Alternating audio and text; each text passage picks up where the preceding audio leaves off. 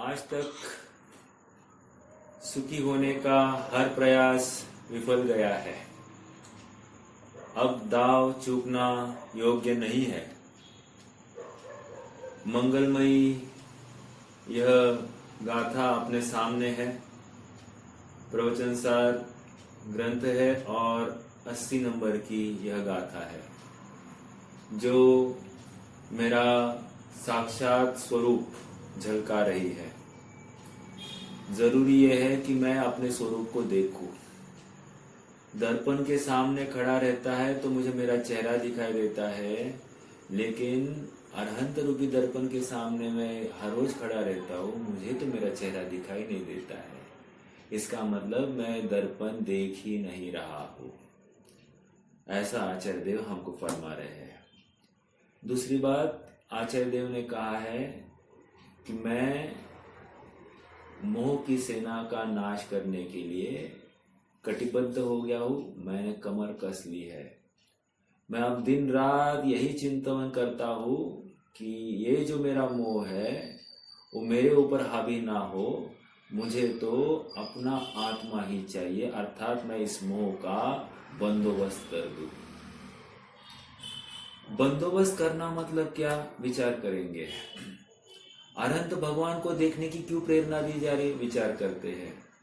एक प्रश्न आप सबको खड़ा होता होगा। हमने अभी से मतलब पहली गाथा से लेकर 79 गाथा तक हम आए हैं।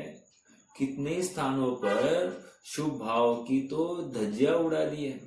और आपको अच्छे से याद होगा 67-68वीं गाथा के आसपास जो अरहंत भगवान को स्तुति करना, उनका दर्शन करना, ये शुभ भाव में स्वर्ग आदि का सुख की प्राप्ति होती है, ऐसा वहां पर कह रहे थे। और उसके बाद तुरंत उन्होंने बोल दिया कि ये सुखी जीव जिसको जो स्वर्ग में गए जीव है वे भी तो दुखी है। इंद्रिय के विषयों से सुख, उनकी प्रवृत्ति से उनकी अनुकूलता को उदय में आने की वजह से उनको भोगने के कारण दुखी है। तो दुखी तो प्रत्येक समय में है। और आप आज हमको देव दर्शन करने की ही तो प्रेरणा दे रहे हो, जो जान दिया अरहंतम, ऐसा आपने स्पष्ट बोल दिया आचार्य देव। तो आपने अभी अभी बोला था कि आप भगवान के पास जाओ नहीं, अब तो आप अपना आत्मनिर्णय करो। आत्मा को भूलने की वजह से आपको सुख नहीं हुआ है, और आज आप ही कह रहे हो कि अरहंतों को जानो। ये ऐसे कैसे? देखो, गाथा का पाठ एक बार करते हैं और फिर थोड़ा सा आगे बढ़ते हैं। जो जान दिया अरहंतम दौवत्त गुणत्त पज्जयत्तेहिम, सो जान दिया पाणम मोह खलु जादित सलयम। द्रव्य गुण पर्याय से जो जानते अरहंत को, वे जानते निज आत्मा द्रुग मोह उनका नाश हो। द्रव्यपने से, गुणपने से और पर्यायपने से आत्मा को जानने की प्रेरणा दी जा रही है। महत्वपूर्ण आत्मा को नहीं, अरहंतों को जानने की प्रेरणा दी जा रही है। और जो ऐसे अरहंत का स्वरूप जानता है वो अपने आत्मा को जानता है, और अपने आत्मा को जानने से इसका मोह नाश को प्राप्त होता है। 2-3 प्रश्न खड़े हो रहे हैं। एक तो आपने अरहंतों को जानने की प्रेरणा क्यों की है? एक ठीक है, अरहंतों को जानने से हम अपने को कैसे जानेंगे? 2, और हमको जानने से मोह का नाश कैसे होगा? 3, ये प्रश्न खड़े हुए हैं। तो आचार्य देव कह रहे हैं, देखो भाई, अरहंतों को जानना की बात जब हम कह रहे, अरहंतों का दर्शन करना अर्थात ये शुभ भाव है, माना इस बात को, बिल्कुल माना। लेकिन सुनो, अरहंत को देखने से, जानने से वो जो शुभ भाव होगा वो विशिष्ट जाति का होगा, अर्थात वो गर्भित शुद्धताओं को लिए हुए होगा। और ऐसा शुभ भाव ये तुम्हें स्वरूप सन्मुख होने के लिए प्रेरणा देगा। कैसे देगा अपन करेंगे चर्चा, लेकिन ऐसा ही होता है। एक बात। दूसरी बात, अरहंत को जब देखेगा तो ऐसा होता है कि नहीं कि किसी के हाथ में एक हाथ छाता देख लिया तो उस छाते को देखकर हमको अपना छाता याद आता है कि नहीं आता है। उसी प्रकार अरहंत को तू देखेगा द्रव्यपने, गुणपने और पर्यायपने, तो हो सकता है कि तुझे तेरा स्वरूप भी द्रव्यपने, गुणपने और पर्यायपने भाषित हो सकता है। अर्थात उनको देखकर तुझे तेरा जो भूला हुआ स्वरूप है, भूला हुआ मतलब अभी तक कभी देखा ही नहीं है, ऐसा स्वरूप का भान तुझे हो जाएगा। इसीलिए हम तुझे अरहंत को देखने की बात कर रहे हैं। और सुन सुन, ये जो हम लोक में भी देखते हैं ना, use a thorn to draw a thorn, मतलब क्या? कांटे को निकालने के लिए कांटे का उपयोग करना। तो हम भी यहाँ पर शुभ भाव को निकालने के लिए शुभ भाव का प्रयास कर रहे हैं और ये शुभ भाव और अन्य शुभ भाव जैसा नहीं है।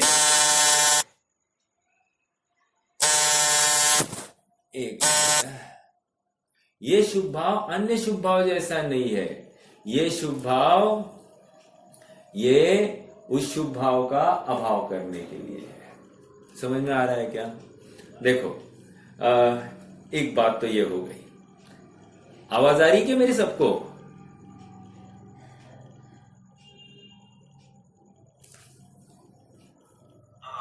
Okay okay, thank you. Okay, एक बात ये हो गई। दूसरी बात, अब ये प्रश्न खड़ा हो गया कि अरहंत भगवान को द्रव्यपने गुणपने से जाना, तो मुझे आत्मा कैसे जानने में आया साहब?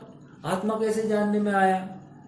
तो यहां पर ये कह रहे हैं, अरहंत भगवान को द्रव्यपने, गुणपने और पर्यायपने जानना मतलब अपने आत्मा को जानना। इसका अर्थ यह है कि भगवान को देखकर वो जैसा अनुभव कर रहे वैसा ही अनुभव तुम अपने में करो। समझ में आ रहा है क्या? जैसा वे प्रैक्टिकल कर रहे हैं वैसा प्रैक्टिकल तुम अपने यहां पर करो। तो इसको हम जानना कह रहे हैं। समझ में आ रहा है? तुम शब्द म्लेच्छ मत बनना। उनको जानने से तुमको तो तुम कह रहे हो कि हम डेली जानते हैं अरहंत भगवान को। हाँ, तो हम डेली जानते तो वो जानना नहीं ना भाई। वो जानना नहीं जिसमें स्वभाव की प्राप्ति नहीं। क्योंकि तुम स्वयं कह रहे हो कि हमको आत्मानुभव तो नहीं हुआ, इसका मतलब तुमने अरहंत का दर्शन ही नहीं किया, अर्थात अरहंत को देखा ही नहीं है। हम जिस दृष्टि से तुमको अरहंत को देखने के लिए कह रहे हैं, उसी दृष्टि से अब तुम देखोगे। अन्य दृष्टि से देखोगे तो तुम्हें अपना आत्मा तो दिखाई नहीं देगा। इसलिए जब हम कह रहे हैं कि अरहंत भगवान को देखने से, जानने से तुम्हें अपना आत्मा जानने में आएगा, अर्थात तुम वैसा ही अनुभवन करोगे जैसा वे अभी वर्तमान में अनुभवन कर रहे हैं। ठीक है, दूसरी बात हो गई। तीसरा प्रश्न ये हो गया, साहब ठीक है आत्मा को जान लिया, बहुत अच्छी बात है, लेकिन आत्मा को जानने से मोह का नाश कैसे हुआ? तो आचार्य देव कह रहे, अरे सुन, आत्मा को जानने से मोह का नाश ऐसे हुआ कि अरे आत्मा को नहीं जान रहा था, यही मोह था। अब आत्मा को जान लिया, ये मोह का नाश हो गया। इतनी सरल बात है। अर्थात जो अनात्मा है उसको तू स्व मान रहा था और जो अपना है उसके बारे में बेखबर था, यही मोह था। आज तुम्हें खबर हो गई कि जो मैं हूं वही सब कुछ है, और जो जानने में आ रहा है अर्थात जो दिखाई देता है पर्वत पदार्थ, ये मैं नहीं हूं, वो तो ज्ञान का अपना स्वभाव है। ऐसा नक्की करने पर उस ज्ञान ने भी आत्मा का ही तो प्रदर्शन किया है, लेकिन मैंने जो जानने में आ रहा था मुझे लगता है कि वही जान रहा हूं मैं, या जिसके जरिए से जान रहा था वही मैं हूं, ऐसा मुझे जानने में आ रहा था। अर्थात जब मैं वाणी सुन रहा था तो कान के जरिए मैं सुन रहा था, तो कान ही मैं हूं ऐसा मान रहा था। आंखों से कोई चीज देखता था तो आंख ही मैं हूं ऐसा मानता था। अर्थात मेरी हयाती मैंने पर के सापेक्ष मानी थी, और इसीलिए मैं आत्मा को पकड़ ही नहीं पा रहा था। मैं इसीलिए यहां पर कह रहे अरहंत भगवान को द्रव्यपने, गुणपने और पर्यायपने जान। अभी तक हम द्रव्यपने, गुणपने और पर्यायपने को छुए नहीं है। क्यों साहब? द्रव्यपने, गुणपने और पर्यायपने में क्या खासियत है? कह रहे क्योंकि जब द्रव्यपने, गुणपने और पर्यायपने तुम देखोगे ना अरहंत भगवान को, तुम्हें यह नक्की होगा कि उनमें और तुझमें कुछ भी फर्क नहीं है। वो तुम्हारा रिप्लिका है। रिप्लिका, रिप्लिका मतलब मालूम है? तुम्हारा प्रतिबिंब है। अच्छा, लेकिन साहब आपने ही एक बार बताया था कि सिद्ध भगवान हमारे रिप्लिका है। आज आप बता रहे हो अरहंत भगवान हमारे रिप्लिका है। एक बात बोलो, आप दो दो बातें मत करो, हमको कंफ्यूज नहीं करना। भाई बराबर है, तेरी बात बराबर है। हमने बताया था कि रिप्लिका है सिद्ध भगवान। हाँ, क्यों रिप्लिका है? क्योंकि वे द्रव्य कर्म, नौ कर्म और भाव कर्म रहित हो गए, अर्थात सबका अभाव करके मात्र वो आत्म वस्तु बची है। ऐसा रिप्लिका तू है। बिल्कुल सही बताया था। लेकिन सुनना, ऐसा हो रहा है ना, जब हम सिद्ध भगवान को समझाने जाते हैं, तुम कहते हो कि हमको दिखाई नहीं देते। तो दिखाई नहीं देते इसलिए जो दिखाई देता है वो दिखा रहे हैं, एक बात। दूसरी बात यह है कि वे सिद्ध भगवान है इसलिए वे सुखी है, क्योंकि उनको कोई शरीर ही नहीं है। हमको शरीर है ना। तो अच्छा, तुझे शरीर है ना, तो तेरे को शरीर वाला ही दिखाना पड़ेगा। इसलिए सशरीर अवस्था वाली एक जीव दिखाता हूं जो सुखी है और तू दुखी है। समझ में आ रहा है? इसलिए हमने अरहंत भगवान को सिलेक्ट किया है। तू डैम्बिस है बहुत। डैम्बिस है मतलब तू ना बहाने बना रहे, तेरे को सुखी नहीं होना है। तो तुझे सुखी होना है, तो हम जैसा कह रहे वैसा मान। तो हम सिद्ध को कहेंगे तो लाख बहाने बनाता है कि वे तो मुक्त हो गए। इसलिए हम ये दिखा रहे हैं कि देख अरहंत भगवान वे शरीर वाले हैं, उनको इंद्रिया है, उनको मन है और वे संसार में है। अब ये संसारी अवस्था में ही ऐसा जीव मैं तुम्हें दिखा रहा हूं, और वे सुखी और तू दुखी है। अब तू निर्णय कर। और सुन, इतना ही नहीं है, तू जब निगोद से निकला था ना, उसी समय में वे भी निगोद से निकले थे। क्या कह रहे हैं? तू जिस समय निगोद से निकला था ना, उसी समय वे भी निगोद से निकले थे। जैसे दो लड़के हैं, दो एक ही स्कूल में पढ़े, आगे बढ़कर एक ही कॉलेज में पढ़े, एक ही डिग्री, एक ही टाइप की डिग्री ले ली, दोनों सेम मार्क्स से पास हुए। ओके, यहां तक कोई प्रॉब्लम नहीं, अर्थात निगोद से बाहर आ गए। और आज देखो, एक आदमी इतना आगे बढ़ गया है और एक आदमी एकदम पीछे है। ऐसा क्यों? इसका विचार करना पड़ेगा।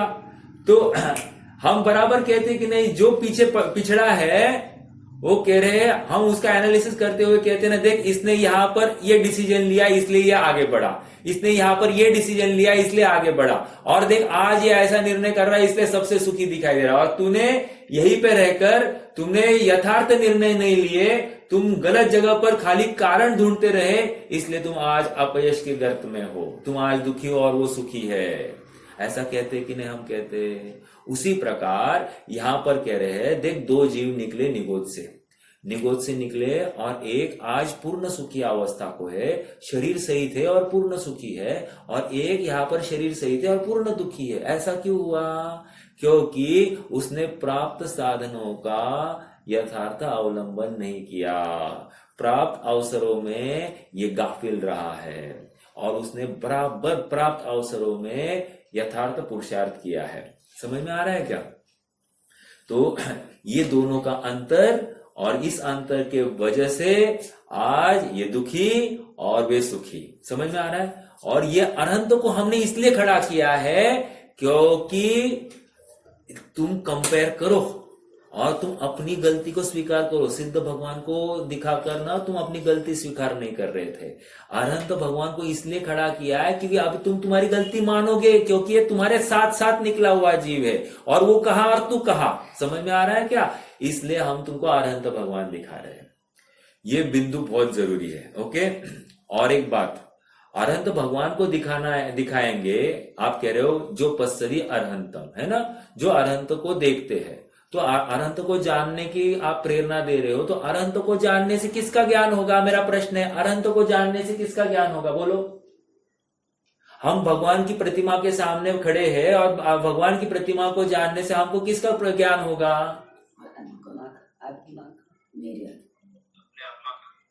हाँ, बढ़िया, जवाब तो सही दे दिया।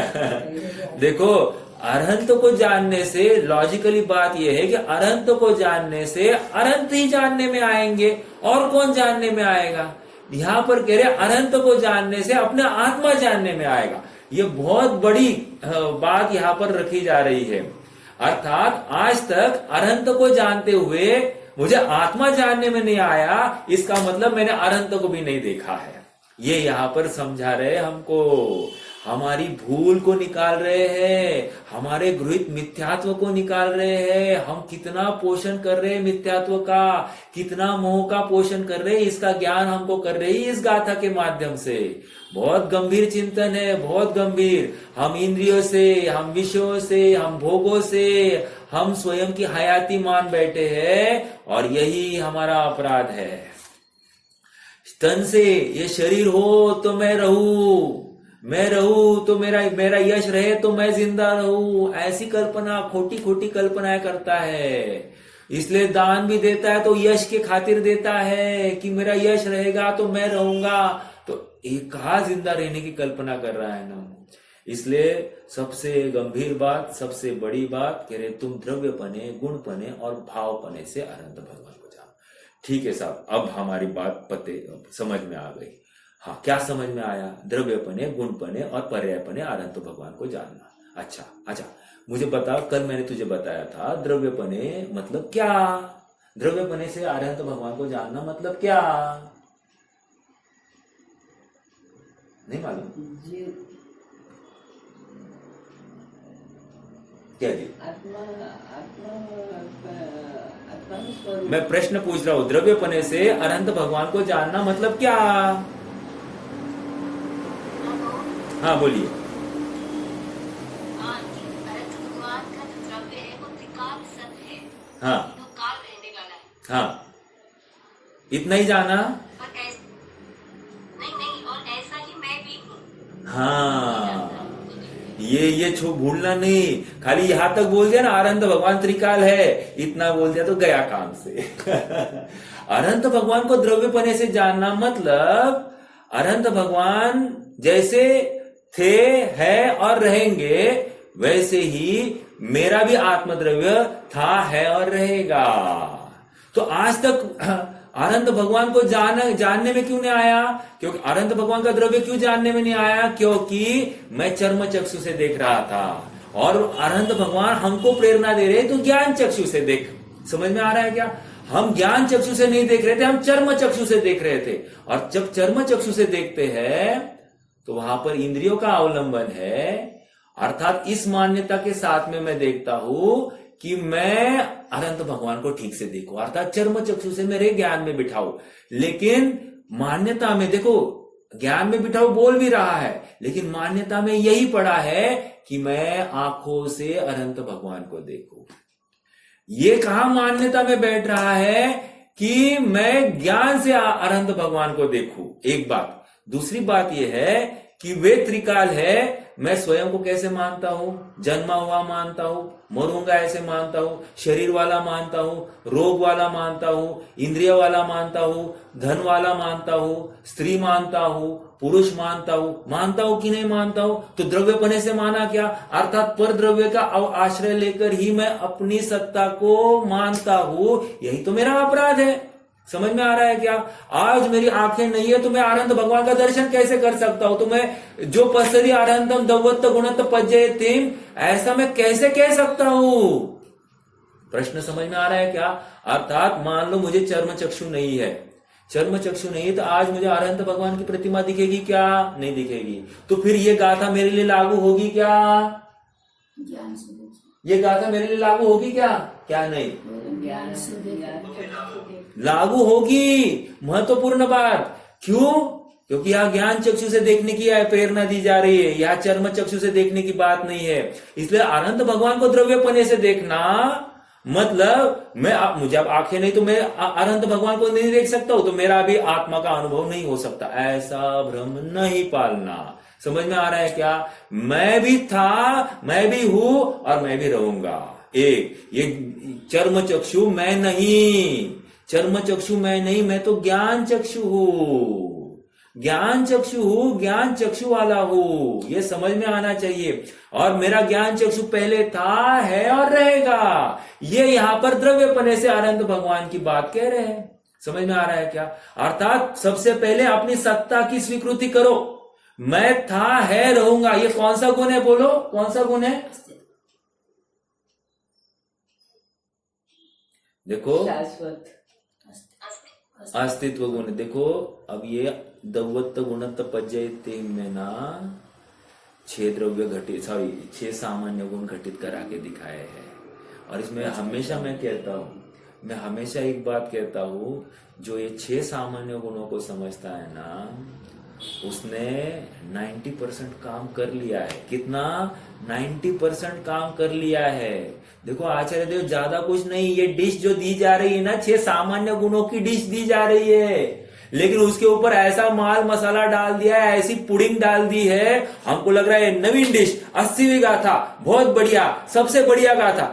ऐसा हमने भी उसका ब्रांडिंग कर दिया और उसका रेट बढ़ा दिया, उसका भाव बढ़ा दिया। मालूम है क्या? ये कुछ और नहीं है, 6 सामान्य गुण है। पहला गुण आ गया यहां पर, क्या? अस्तित्व गुण। मैं था, है, रहूंगा। और क्या चाहिए? सामान्य गुण ही को तो सिखाया है यहां पर। और क्या सिखाया अनंत देव ने हमको? था, है, रहूंगा, ये विश्वास कर। देखो हम नहीं विश्वास कर पा रहे, वो अनपढ़ ग्वाला वहां पर विश्वास कर बैठा कि मेरा कभी नाश नहीं होता।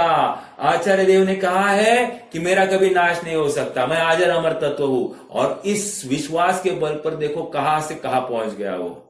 और हम इतने क्षयक्षम के धारी, हम अपना निर्णय नहीं कर पा रहे। देखो ज्ञान होने में ज्यादा क्षयक्षम नहीं चाहिए। अरहंत भगवान का निर्णय करने के लिए बहुत क्षयक्षम नहीं। एक, अरहंत भगवान का निर्णय करने के लिए बहुत प्रतिमाओं का डेली दर्शन करने की बात भी नहीं। 2, तीसरा, अरहंत भगवान का नक्की करने के लिए बहुत शास्त्र पढ़ने की बात नहीं। अरहंत भगवान का निर्णय करने के लिए सच्ची रुचि, सच्ची धगज की बात है। समझ में आ रहा है क्या? जिसके पास धगज है उसका काम होगा, जिसके पास धगज नहीं उसका काम नहीं होगा। चाहे फिर पोपट पंची करो, कोई उसमें उपलब्धि नहीं है। चाहे विद्वान बनो, कोई उसमें उपलब्धि नहीं। चाहे सर्वोत्कृष्ट श्रोता बनो, कोई उपलब्धि नहीं है। सच्ची रुचि को यहाँ पर वैल्यू है। जहां पर रुचि नहीं है वहां पर भले कितना ही ज्ञान हो, उसको वैल्यू नहीं है। समझ में आ रहा है क्या? द्रव्यपने से जानना अर्थात अपनी अनादि निधन सत्ता की स्वीकृति करना। देखो बहुत बड़ा चैलेंज है। मात्र हाँ द्रव्यपने समझ में आया, नहीं समझ में आया। समझ में आया किसको कह रहे हैं हम? वैसा अनुभवन करना, वैसा भाव भाषण करना, वैसा मन का अवलंबन करना। मन से ऐसा ही तुम अनुभव करो। देखो और एक बात कह रहा हूं मैं, मन से ये शब्द अभी यूज कर रहा हूं। मन से मतलब क्या? मन से मतलब मैं ये कहना चाहता हूं, मन से निरंतर अपने, मन का विषय क्या है? रूपी तथा अरूपी पदार्थ। अभी अरूपी पदार्थ का ऐसा ही निर्णय करने का तुम यत्न करो। मैं अनादि निधन हूं, ऐसा हर अवस्था में देखो। जैसे बहुत गर्मी हो रही है, मैं अनादि निधन हूं, मैं तो इससे प्रभावित होता नहीं। रोग आ गया, मैं अनादि निधन, रोग का मुझ में प्रवेश नहीं। अगर हाँ कोई रोग है तो भ्रम रोग है, पर से अपनी सत्ता मानना यही रोग है। समझ में आ रहा है क्या? हर प्रसंग में हमको तो यहाँ पर अपनी अनादि निधन सत्ता का स्वीकार करना, यही तत्व निर्णय है। और एक बात देखो, अभी अभी जस्ट मेरी एक अपने एक साधर्मी से बात हो रही थी। वो कह रहे थे कि मेरे संयोग बहुत खराब है, प्रतिकूल है, बेटा अच्छा नहीं बात करता है, बहू अच्छी बात नहीं करती है, मैंने आज तक उनकी बहुत सेवा की है, ऐसा है वैसा है, ये है वो है। मैंने कहा सब बराबर है, आपकी बात सब मान लेते कि सब ने आपके साथ में कोई अच्छा सलूक नहीं किया। मुझे एक प्रश्न है, यदि वे अच्छे होते तो आप क्या करते? उल्टा प्रश्न है मेरा। यदि वे अच्छे होते तो आप क्या करते? देखो वे अच्छे नहीं है तभी भी आपको तत्व निर्णय ही करना है। और अच्छे होते तभी भी आपको तत्व निर्णय ही करना है। क्या तत्व निर्णय करना है? ये मेरे ना दुख का कारण है ना सुख का कारण है। क्यों? क्योंकि सुख और दुख ये अपनी भ्रामक कल्पनाएं है। सुख तो अपने आत्मा की अवस्था है, आत्मा की परिणति है, आत्मा का स्वभाव है। तो सुख आत्मा से आता है, बाहर से थोड़ी सुख आता है। और आपने ये सबसे बड़ा भ्रम पाल लिया है, इसलिए आप हमेशा दुखी रहोगे। सबसे बड़ा अवसर हमको मिला है। देखो, अगर हमारा पुण्य कुछ मानना है, अगर आप पुण्य को भी अच्छा मानते होंगे कदाचित, तो पुण्य किसको कहना कि हमको तत्व ज्ञान मिला है, ये हमारा पुण्य है। क्यों? यही हमारी पूंजी है। क्यों? क्योंकि इस पूंजी के बल पर लाख प्रतिकूलता हो, मैं तत्व निर्णय के बल से मैं सुखी होऊंगा। मुझे कोई भी प्रतिकूलता मुझे बाधित करने में समर्थ नहीं है। ऐसा जबरदस्त तत्व ज्ञान अपने को प्राप्त हुआ है। और एक बात सुनना, ये तत्व ज्ञान हमको मिला है और हमने मनोयोग से उसका यदि अवलंबन नहीं किया तो क्या प्रॉब्लम होगा? तुमको मन नहीं मिलेगा। समझ में आया? और यदि हमने उसका एकदम सही उपयोग किया तो भी हमको मन नहीं मिलेगा। है? दोनों में मन नहीं मिलेगा, लेकिन एक में संसार रूपी अवस्था है और एक में मुक्ति अवस्था है। ये समझ में आ रहा है क्या? दोनों में मन नहीं मिलने वाला, ये बात पक्की है। लेकिन वो अवसर कैसा प्राप्त करना है? जैसे मैंने उदाहरण दिया था, दो जीव मतलब दो जीव निगोद से निकले हैं, एक पूर्ण सुखी एक पूर्ण दुखी। ऐसा क्यों? क्योंकि एक मन का अवलंबन लिया है और एक ने मन का अवलंबन नहीं लिया। समझ में आ रहा है क्या? बहुत गंभीर बात है। द्रव्यपने अर्थात सद्द्रव्य लक्षणम, द्रव्य सत, ये पहले स्वीकार करो। अर्थात द्रव्य था, है और रहेगा। द्रव्य का कभी नाश नहीं होता। क्या है? अस्तित्व गुण के योग से कोई न मरा करे, है ना? कभी कोई मरता ही नहीं, कोई जीवित होता ही नहीं। ये मुझे अस्तित्व गुण ने समझाया, अर्थात मेरे द्रव्यपना मुझे ज्ञान में आया। अनंत भगवान भी थे, है और रहेंगे, वैसे ही मैं भी था, हूं और रहूंगा। देखो, और एक बात, यहां पर अनंत अवस्था है कि नहीं? और अनंत अवस्था को द्रव्यपने, गुणपने और पर्यायपने से देखने की बात कर रहे हैं क्या? नहीं, अवस्था को नहीं देखने की बात कर रहे हैं। यहां तो अनंत एक द्रव्य का नाम है जो उसका निरूपण चल रहा है, जो पूर्ण सुख अवस्था को प्राप्त हुआ है। समझ में आ रहा है क्या? अवस्था अभी भली उसकी पूर्ण सुख की है, लेकिन वो भी तो एक द्रव्य है, राइट? उसमें भी कुछ गुण है या विशेषता है और उसकी भी कोई पर्यायपना है। अब पर्यायपना भी क्या है ये मैं बताऊंगा, लेकिन पहली बात तो इस गाथा में ये हाईलाइट करने की कोशिश कर रहे हैं कि अरहंत का द्रव्य सामान्य और मेरा द्रव्य सामान्य, इसमें कुछ भी फर्क नहीं है। और मेरा द्रव्य सामान्य मतलब मेरा द्रव्यपना प्लस मेरा गुणपना प्लस मेरा पर्यायपना इज इक्वल टू द्रव्य सामान्य। फिर से बोलता हूं, द्रव्य सामान्य मतलब क्या? द्रव्य सामान्य मतलब द्रव्यपना प्लस गुणपना प्लस पर्यायपना, इन तीनों का मिलकर एक द्रव्य सामान्य। तो उनका द्रव्य सामान्य और मेरा द्रव्य सामान्य में कुछ भी फर्क नहीं है, ये समझा रहे हैं यहां पर इस गाथा में। यहां पर पर्यायपने को कहकर मेरी पर्याय तो ऐसी छद्मस्त और उनकी पर्याय तो केवल ज्ञान वाली पर्याय। No, you are mistaken. हम उस पर्याय की बात ही नहीं कर रहे हैं। हम किसकी बात कर रहे हैं? हम द्रव्य सामान्य, गुण सामान्य और पर्याय सामान्य, उसकी बात कर रहे हैं। अर्थात उसी को हम द्रव्यपना, गुणपना और पर्यायपना कह रहे हैं। समझ में आ रहा है क्या? ये महत्वपूर्ण पिक पॉइंट है ये इस गाथा का। अब ये पिक पॉइंट अगर हमको समझ में आया ना, तो गाथा में कोई दम नहीं रहता है, कुछ भी दम नहीं है फिर। क्योंकि प्रश्न हमको यही खड़ा होता है कि उनकी पर्याय और हमारी पर्याय में, दोनों में समानता कैसे सिद्ध की जा रही है? तो कह रहे पर्यायपना, कह रहे पर्याय नहीं, दो पर्याय में हम कंपैरिजन नहीं कर रहे हैं। उनका पर्यायपना और मेरा पर्यायपना, उसमें कंपैरिजन कर रहे हैं। ओके, हाँ। पहली बात तो, और एक बात, द्रव्यपना और मेरा द्रव्यपना फिक्स हो गया। क्या फिक्स हो गया? कि वे अनादि निधन, मैं भी अनादि निधन, अर्थात मैं भी था है रहूंगा, मैं अजर अमर पदार्थ, मेरा कभी नाश नहीं होता, मेरा कभी उत्पाद नहीं होता। कोई मेरी माता नहीं, कोई मेरे पिता नहीं, कोई मेरी रमणी नहीं, कोई मेरा पुत्र नहीं, कुछ नहीं। मैं तो एक अजर अमर तत्व ज्ञानानंद स्वभावी आत्मा हूं। मैं अभी ज्ञानानंद स्वभावी बोल दिया, ये हो गया गुण विशेष। गुण विशेष, गुण विशेष अर्थात अन्वय के विशेष सो गुण। क्या कहा? अन्वय के विशेष सो गुण। पहले क्या कहा था? द्रव्य सामान्य सो अन्वय। अन्वय क्या कह रहे? द्रव्य सामान्य सो अन्वय। ठीक है, अन्वय मतलब क्या? था है रहेगा, अनादि निधन सत्ता, अजर अमर तत्व, मैं था हूं रहूंगा। ये बिल्कुल विश्वास रखना, इसको भूलना नहीं। जब हमारी मूल में ही भूल होगी ना, फिर बाकी तो गया। समझ में आ रहा है क्या? बाकी तो गया। फिर काय की समाधि, काय का कुछ नहीं। अभी थोड़ी सी प्रतिकूलता आने दो, धमाधम डॉक्टर डॉक्टर। तो यहां पर देखना है। जब ये देखेंगे तो क्या फायदा होगा साहब? ठीक है, हमने ये द्रव्य सामान्य से हमने देख लिया, उनको भी देख लिया, हमको भी देख लिया, तो क्या फायदा होगा? कि अरे उनको भी द्रव्य सामान्य और मेरे को भी द्रव्य सामान्य देखने से ये फायदा होगा कि अब हमको कहीं पर भेदभाव ही नहीं दिखाई देगा। हमको चींटी दिखाई दे तो भी भेद नहीं दिखाई देगा। हमको कोई विकृत अवस्था वाला दिखाई दे तो भी हमको तकलीफ नहीं होगी।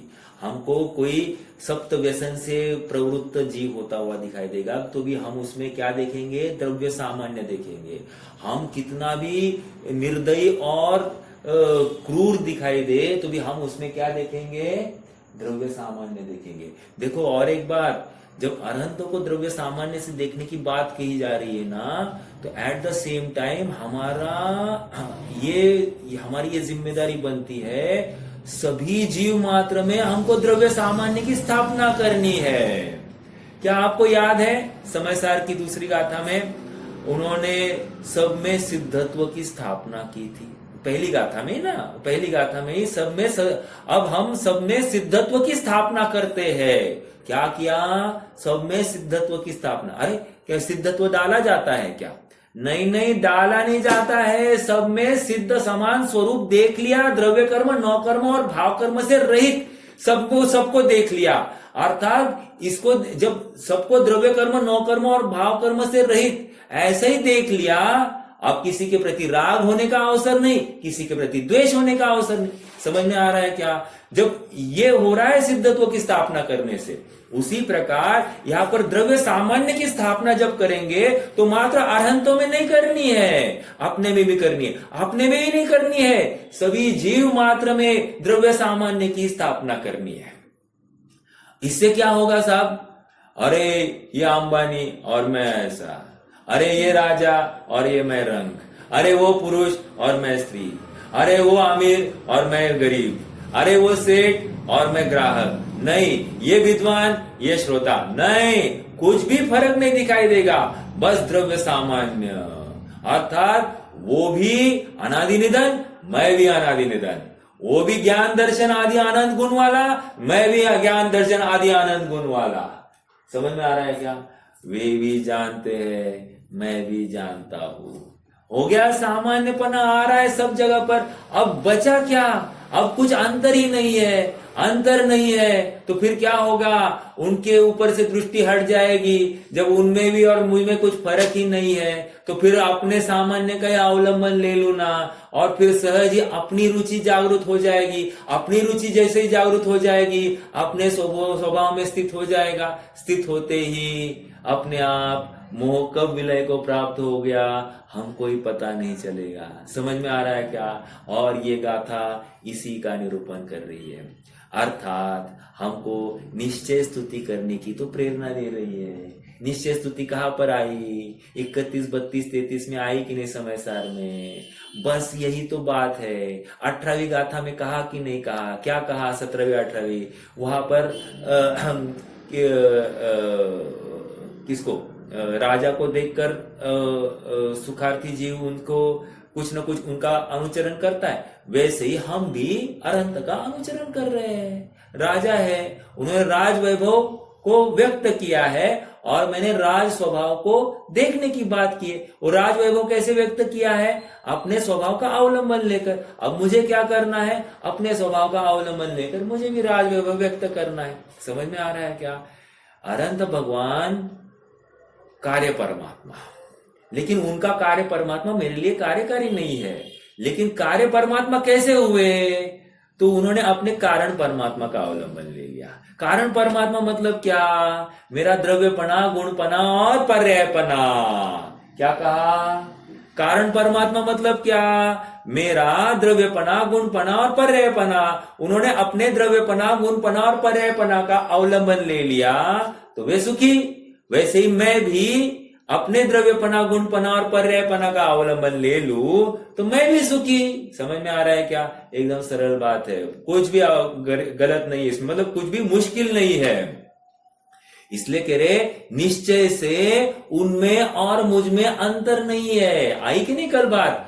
अनंत भगवान 16वें ताव को प्राप्त सोने के समान है, राइट? इसलिए निश्चय से उसमें, उनमें और मेरे द्रव्य में अंतर नहीं है।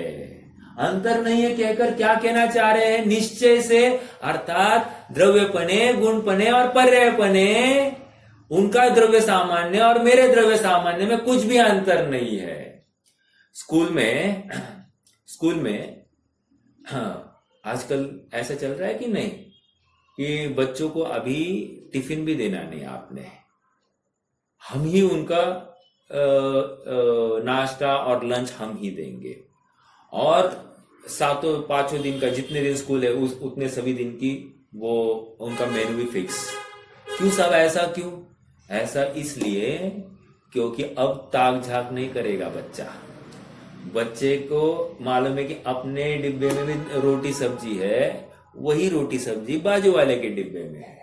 जब उसको ये नक्की हो जाएगा तो वह ये तेरे डब्बे में क्या है, ये तेरे डब्बे में क्या है, करेगा नहीं करेगा? वह अपना अपना डब्बा चुपचाप खाएगा कि नहीं? उसको भूख लगी तो बराबर खाएगा कि नहीं? समझ में आ रहा है क्या? उसी प्रकार यहां पर भी अपना डिब्बा दिखाया जा रहा है। तुम्हारे डिब्बे में ऑलरेडी सब कुछ भरा हुआ है, उनके भी डिब्बे का माल वे भोग रहे हैं। तुम उनके सामने जाकर ऐसे भिखारी जैसे क्यों खड़े रहते हो? उनके पास देखो और देखकर ऐसा निर्णय करो कि तुम्हारा डिब्बा भी ऐसा ही है, और फिर अपना डब्बा खाने को चालू कर दो। समझ में आ रहा है क्या? यहां वहां ताक झाक करने की बात नहीं है। यदि तुम सुखी होना चाहते हो, यहां यदि कंडीशन है तुम सुखी होना चाहते हो कि नहीं। और देखो, आप जवाब दो नहीं दो, आपने वैसा प्रैक्टिकल नहीं किया तो हम नक्की कर लेंगे। क्या नक्की कर लेंगे?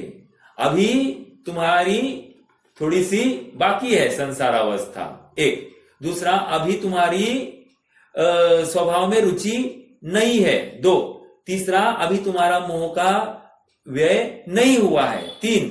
चौथा, तुम अभी भी कितना भी विपरीत परिणमन करो तो भी तुम्हारे द्रव्यपने में, गुणपने में और पर्यायपने में चेंज नहीं होने वाला। क्या कह रहे हैं? द्रव्यपने में, गुणपने में और पर्यायपने में कुछ भी चेंज नहीं होने वाला। तुम लाख प्रयास करो इस शरीर को ठीक बनाने का, नहीं, ऐसा होते हुए भी तुम्हारा द्रव्यपना, गुणपना और पर्यायपना चेंज नहीं होने वाला। तुम 3 काल में इस पुद्गल वाले हो ही नहीं सकते, स्पर्श रस गंध वर्ण वाले हो ही नहीं सकते। तुम तो ज्ञान दर्शन स्वभावी, आनंद स्वभाव ही रहने वाले हो, थे, हो और रहोगे। अर्थात तुम्हारे गुण विशेष भी वैसे के वैसे रहने वाले। और एक याद रखना, गुण समुदाय द्रव्यम, ऐसा हमने कह दिया, गुणों का समुदाय सो द्रव्य। तो इसमें एक बात समझना, एक गुण को बताएंगे तो दूसरा गुण क्या होगा? गौण होगा। ओके, बराबर। तो जब हम एक गुण बताएंगे तो वो स्वभाव है कि नहीं? बिल्कुल है। हमने ज्ञान गुण बोला तो ज्ञान वो आत्मा का स्वभाव है कि नहीं? है। या अपने आत्म द्रव्य का स्वभाव है। फिर हमने दर्शन गुण बोला तो वो आत्म द्रव्य का स्वभाव है कि नहीं? है। हमने सुख गुण बोला, वो आत्म द्रव्य का स्वभाव है कि नहीं? है। वो हमने वीर्य गुण बोला, वो आत्मद्रव्य का गुण है कि नहीं है? तो हर गुण ये आत्मद्रव्य का स्वभाव है, अर्थात हर गुण स्वभाववान के आश्रय से रहता है। जब हम कह रहे हैं गुण समुदायो द्रव्यम, इसका मतलब गुणों ने मिल मिलकर ये द्रव्य बनाया है, ऐसा नहीं है। समझ में आ रहा है क्या? देखो 10 पार्टियां मिलकर सरकार बन गई, क्या कहते हैं? 10 पार्टियां मिलकर सरकार बन गई, या सरकार है इसमें 10 पार्टियां मिल गई? फर्क है कि नहीं दोनों में? सरकार है उसमें 10 पार्टियां चल रही है।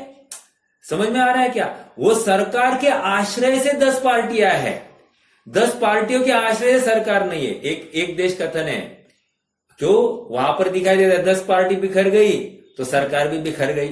ऐसा यहां पर नहीं हो सकता, ऐसा यहां पर नहीं हो सकता। अनंत गुण मिले हैं इसलिए द्रव्य बना, ऐसा नहीं। द्रव्य, ये अनंत गुण इस द्रव्य के आश्रित भूत होकर है। क्या कहा? अनंत गुण इस द्रव्य के आश्रित है। एक बात और सुनना, गुण विशेष कह रहे हैं हम, गुण विशेष या गुणपने। गुणपने मतलब क्या? गुणपने मतलब एक गुण दूसरे गुण का काम नहीं करता, एक गुण दूसरे गुण का काम नहीं करता, एक गुण दूसरे गुण रूप नहीं होता। समझ में आ रहा है क्या? प्रत्येक गुण अपना अपना काम स्वतंत्रतया करता है। क्या कहा? प्रत्येक गुण अपना अपना काम स्वतंत्रतया करता है, अपने स्व के आश्रय से करता है, किसी के ऊपर डिपेंडेंट नहीं है। हाँ, और एक गुण दूसरे गुण रूप नहीं होता। प्रत्येक गुण में ज्ञान में प्रत्येक गुण अपना काम स्वतंत्रता करता है और किसी की दखल अंदाजी किए बिना करता है। कौन से गुणों की बात कर दी मैंने? सामान्य गुणों में कौन से गुणों की बात की मैंने? नहीं, अभी पहला तो अगुरु लघुत्व, अगुरु लघुत्व हो गया, बराबर। एक गुण को अपना काम करने के लिए किसी और की आवश्यकता नहीं, ये क्या हो गया? वस्तुत्व हो गया। और एक बोल दू, ये प्रत्यय, वो तो पर्याय में जाएगा लेकिन फिर भी यहां पर भी लग जाएगा। अपना अपना परिणमन करने के लिए भी उसको किसी और की आवश्यकता नहीं है। ये क्या हो गया? द्रव्यत्व गुण। और इनका सबका ज्ञान होने में भी वो कोई इनके परिणमन को जाने ऐसा विरोध भी नहीं करते। ये कौन सा हो गया? प्रमेयत्व गुण। ये सब अपना अपना काम स्वयं कर रहे हैं, और कोई जाने अथवा नहीं जाने, लेकिन हमने तो पूरे जगत को खुले आम बोल दिया है, आप हमको जान लो। ये स्वयं उनका स्वभाव ही ऐसा है। इसलिए देखो, शल्य नहीं होना कि कोई मुझे जाने नहीं, कोई मुझे जाने नहीं, कोई मेरा ये सुन ना ले, कोई मेरा ये सुन ना ले, ऐसा हमको भय नहीं होना। क्यों? आत्मा में कोई नहीं जाने ऐसी बात रहती नहीं है, क्योंकि सब जाने ऐसा ही इसका स्वभाव है। इसलिए कोई नहीं जाने, ये शल्य भी मिथ्यात्व है। अर्थात ये भी हमारी न्यूनगंड जो है, इंफीरियरिटी है, वो भी हट जानी चाहिए। और ये कब आएगा? ये निश्चिंतता, निशंकता कब आएगी? जब हम पूरे द्रव्यमय हो जाएंगे तभी ही आएगी, अन्य रूप से कभी भी नहीं आती है। समझ में आ रहा है? जब हम पर द्रव्य आश्रित रहेंगे या पर के अधीन होंगे तो ऐसी निशंकता नहीं आती। समझ में आ रहा है क्या? देखो, गुणपने से जानना, अर्थात वैसे गुणपने में तो सब कुछ आ गया, इवन अस्तित्व भी आ जाता है, क्योंकि गुण भी तो त्रिकाल होते हैं ना। चलो, तो गुण भी त्रिकाल होते तो अस्तित्व भी आ गया, वस्तुत्व भी आ गया, अगुरु लघुत्व आ गया, प्रमेयत्व आ गया। अब क्या बाकी है? अब देखो ना, गुणपने से जानना अर्थात अपनी स्वतंत्र सत्ता रखते हुए सभी द्रव्य के आश्रित रहे। द्रव्याश्रया निर्गुणा गुणा। आ रही क्या गाथा? सूत्र याद है आपको? कहाँ है ये सूत्र आया हुआ?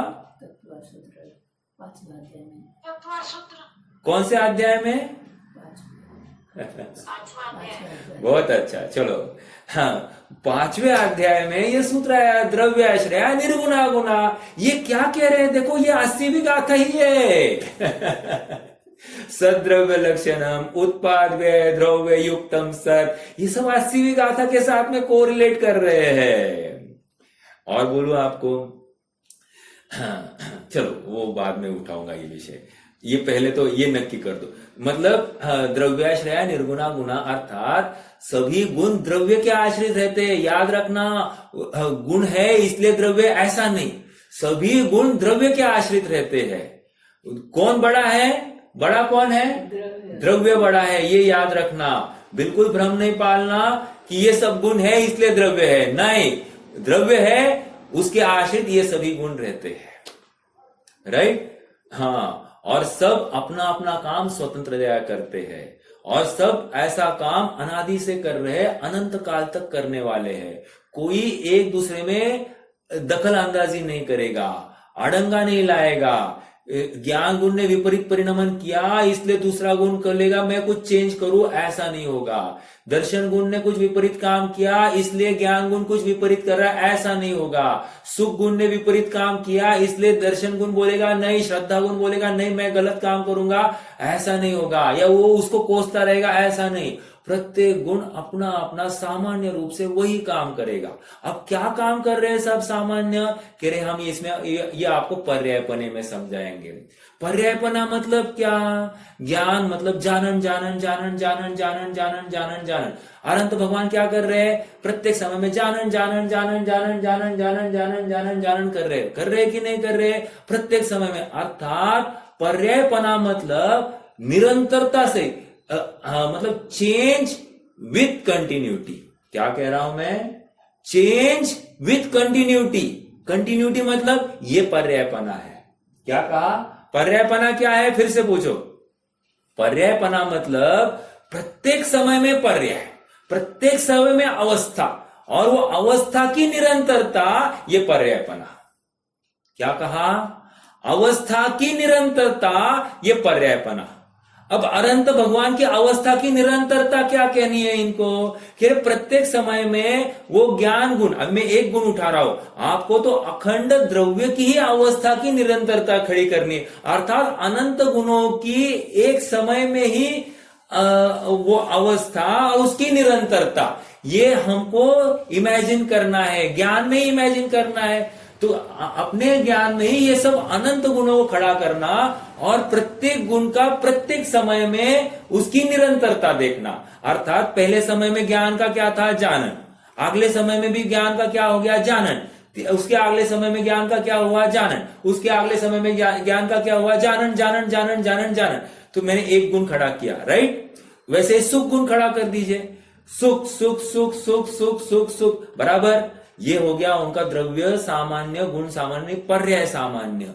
अर्थात प्रत्येक समय में वो सुख सुख सुख सुख रूपी ही उनका पर्याय सामान्य रूप पर्यायपना है। ज्ञान ज्ञान ज्ञान सामान्य रूप ही उनका पर्यायपना है।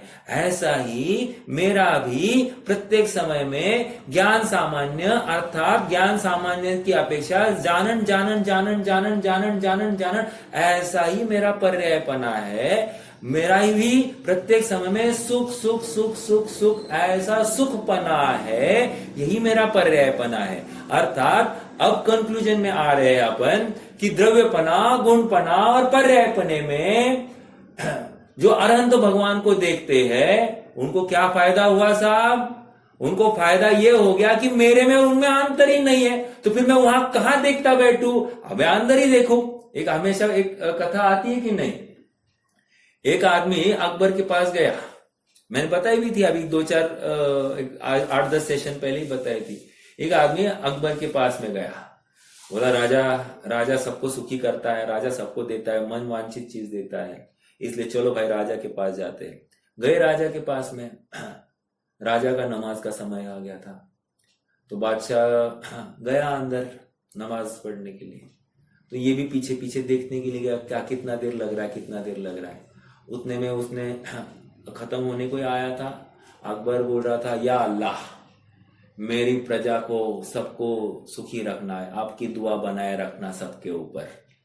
अच्छा, ये तो उससे मांग रहा है, तो ये जिससे मांग रहा है उससे मैं ही मांग लू ना, क्यों इससे मांगू? समझ में आया क्या? उसी प्रकार मैं भगवान के सामने आया, भगवान के सामने आया कुछ मांगने के लिए, वॉट एवर रीजन आप अपना समझ लेना, लेकिन मैं सुखी बनना चाहता हूं ये मैंने मान लिया। लेकिन भगवान क्या कह रहे? मैं ही मांग रहा हूं। भगवान क्या कह रहे? मैं ही मांग रहा हूं। किसको मांग रहा हूं? मैं अपने त्रिकाली ध्रुव को मांग रहा हूं और वो मुझे दे रहा है। अच्छा, तो आपका त्रिकाली ध्रुव आपको दे रहा है, तो मेरा क्या होगा? तुम्हारा त्रिकाली ध्रुव तुमको देगा, ऐसा भगवान ने मुझे बताया। बस हो गई ना बात। मैं क्यों अब भगवान के पास मांगूंगा? अब मैं अपने ही ध्रुव में अंदर जाऊंगा। समझ में आ रहा है क्या? पामरता हटा दी। इस 80वीं गाथा ने हमारी पामरता हटा दी है। हम जो पराधीनता महसूस कर रहे हैं ना, उसको हटा दिया है। और महत्वपूर्ण बात, अरहंत भगवान मात्र एक अवलंबन का साधन था, जिसको देखकर हमको अपना आत्मा ख्याल में आता है। समझ में आ रहा है क्या? अपनी वस्तु अपने को उसका ठिकाना याद आ गया, इससे बड़ी बात और क्या है? इसलिए हमको उनका ऋण भाषित होता है, उनके प्रति अहोभाव आता है। नहीं कृतम उपकारम साधवो विस्मरंती, और इसलिए हमको उनका बहुमान आता है। वो भी कब आता है बहुमान? बहुमान कब आता है अरहंत भगवान का? बोलो। भगवान का बहुमान हमको कब आता है? जब हम शुभ भाव में रहते हैं, आत्मा का अवलंबन नहीं करते, उस समय में हमको उनका बहुमान आता है। लेकिन आत्मा में जाना है, उस समय में उनका बहुमान आएगा कि नहीं आएगा? नहीं, हमको तो अपना बहुमान आएगा। इसका मतलब उनका अनादर है क्या? नहीं ना, अनादर नहीं है, लेकिन उनका विकल्प भी त्यागना पड़ेगा और स्व का विकल्प उत्पन्न करना पड़ेगा। अपना विकल्प भी त्यागना पड़ेगा और जमना रमना पड़ेगा, तभी तो काम होने वाला है। समझ में आ रहा है क्या? द्रव्यपना, गुणपना, पर्यायपना। अब थोड़ा सा हम पढ़ेंगे। किसी को इसमें थोड़ा बहुत डाउट है क्या आज की चर्चा में? अभी तो समय भी हो गया। वैसे आज की चर्चा में किसी को थोड़ा बहुत डाउट होगा तो पूछ सकते हैं, नहीं तो फिर थोड़ा पढ़ेंगे। हेलो। हाँ बोलिए। जैसे पर्यायपना को तो आपने बोला अवस्था की निरंतरता, बराबर। और द्रव्य को लिया हमने त्रिकाल सत, था, है और नहीं। राइट, है ना? वैसा ही मैं, लेकिन गुणपना में जैसे आपके अनंत गुण है, वैसे ही मुझ में अनंत गुण है, इतना ही आएगा क्या?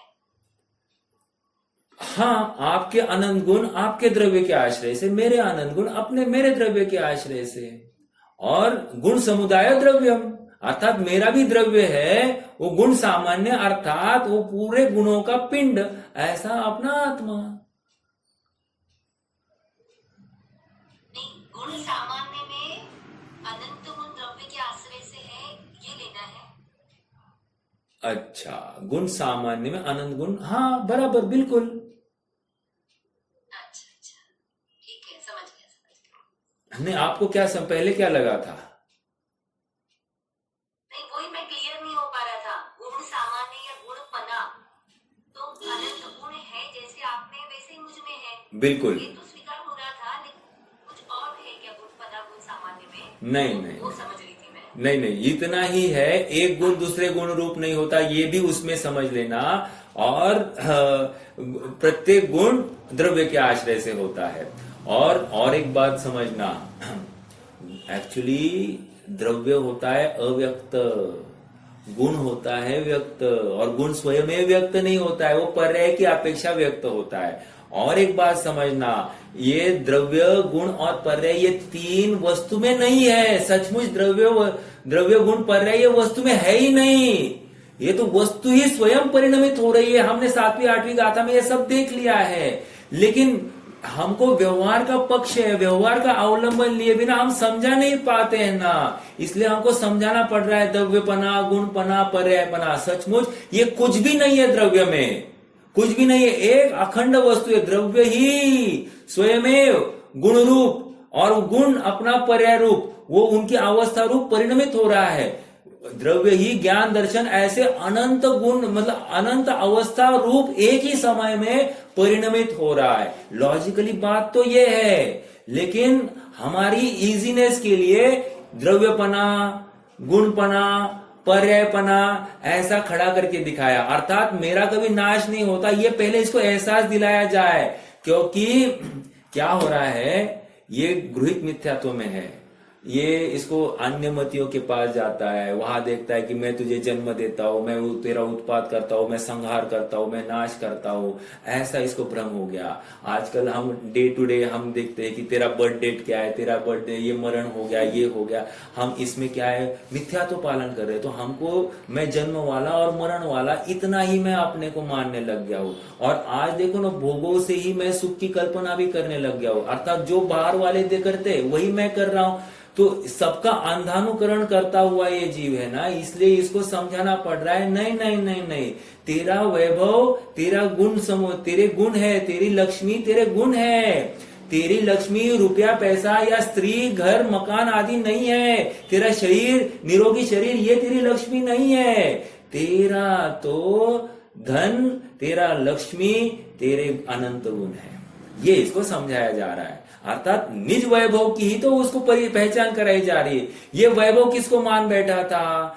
ये वैभव अपनी आवाज को, अपने धन को, अपने यश को, इसी को मान बैठा था, अपनी अर्थकारी विद्या को, कितना धन कमा सकता हूं मैं, उस सामर्थ्य को, कितना भाग सकता हूं, कितना तेज भाग सकता हूं, कितना तेज काम कर सकता हूं, इसी कल्पना को वो, या कितना क्षयक्षम ज्ञान से युक्त हूं, कितनी गाथाएं मुझे याद है, इसी को वो अपना वैभव मान बैठा है। मान लो मुझे 10 ग्रंथों का ज्ञान है, तो इसमें मैं ग्रेटनेस मानता हूं, ये मेरा वैभव है, दिस इज माय एसेट, ऐसा मैं कहता हूं। तो ये गलत है, यहां पर कह रहे हैं।